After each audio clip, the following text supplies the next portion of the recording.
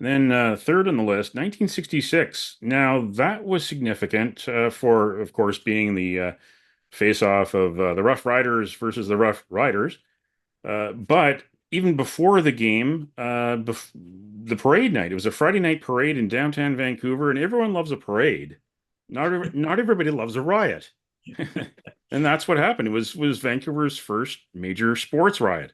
Well, you mentioned that the Grey Cup was the national classic. One of the things that I learned at a fairly early age was that the Grey Cup was also named the Grand National Drunk, and and that's what fed into a riot. I think it may have been their last nighttime Grey Cup parade they ever had. Remember, the Grey Cups used to be played on Saturdays, not on Sundays, just like this game was played in 1966. So Saskatchewan the following day, by the way, they ended a 56-year drought with their first Grey Cup over Ottawa, and the significant number in that was George Reed's 133 yards on the ground. George Reed just impeccable in his entire career in the Canadian Football League out of Washington State.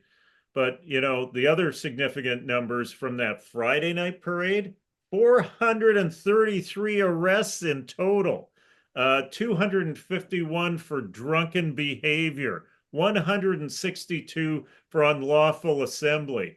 Vancouver would have to wait, I think, until 1994 to experience the joy of a sports riot again. And then number four on the list, 1971. That's when the Stampeders beat the Argonauts. That was interesting because of the field, tartan turf, the first artificial turf Grey Cup. Well, not only did it have tartan turf, but it had some wonderful West Coast weather that day. The rain was coming down in sheets, and if people remember Empire Stadium, once they put the artificial turf in, there was a 22-inch crown.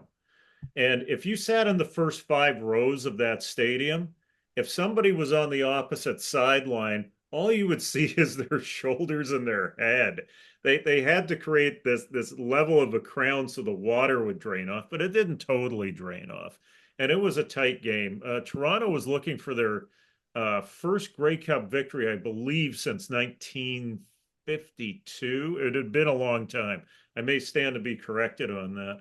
But they were in scoring range. They were down at the Calgary 11 late in the fourth quarter. Joe Theismann, who changed the pronunciation of his last name to rhyme with Heisman, it technically his real pronunciation of his name was Thiesman. When we went to Notre Dame, he changed the pronunciation of Theismann. Was a big signing for the Toronto Argonauts at quarterback, but he handed it off to the straw that stirs the drink. Leon X-Ray McQuay.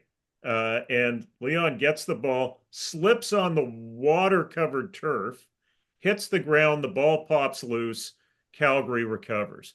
Now, if you watch that on replay again, the ground can't necessarily cause a fumble. It shouldn't have been a fumble, but they ruled it a fumble. By the way, Toronto had they shut Calgary down, and they had another chance to get the ball late in the fourth quarter. The Larry Robinson punts the ball, and I believe it was Mike Eben who fielded the ball, mishandled it because it was so wet that day, and then kicked it out of bounds. Because he kicked it out of bounds, Calgary got the ball back again. Toronto couldn't mount any sort of comeback. They lose 14-11. And it's Calgary's first Grey Cup win since that perfect year they had in 1948, where they were the last undefeated team in Canadian professional football. Now, there was one more Grey Cup at Empire Stadium in 1974, but then it shifted downtown as the BC Lions moved into BC Place Stadium, the stadium beside False Creek, ahead of Expo 86. The first Grey Cup indoors happened in November 27th of 1983. The Lions were playing at home, having a second chance to win the Grey Cup at home. They faced the formidable opponent in the Toronto Argonauts. Run us through that game. Yeah, 18-17, the Toronto Argonauts win. The Lions came out with a solid drive. Mervin Fernandez on a touchdown reception from Roy DeWalt, but then the offense really went flat. And we'll hear this story repeated again, I think, in an upcoming Grey Cup as well later on in the 1980s. But one quarterback comes out for Toronto named Conrad Holloway. Another guy goes in by the name of Joe Barnes. Changes the pace of the entire game for the Argos, and that allows them to rally to win.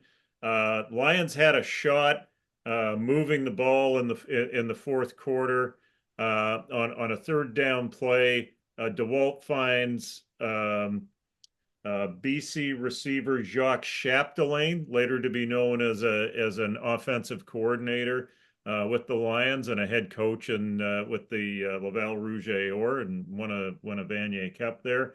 But it wasn't his day to win a cup. Drops the ball, bobbles it, hit him right between the numbers, and that was it for the Lions on their home field.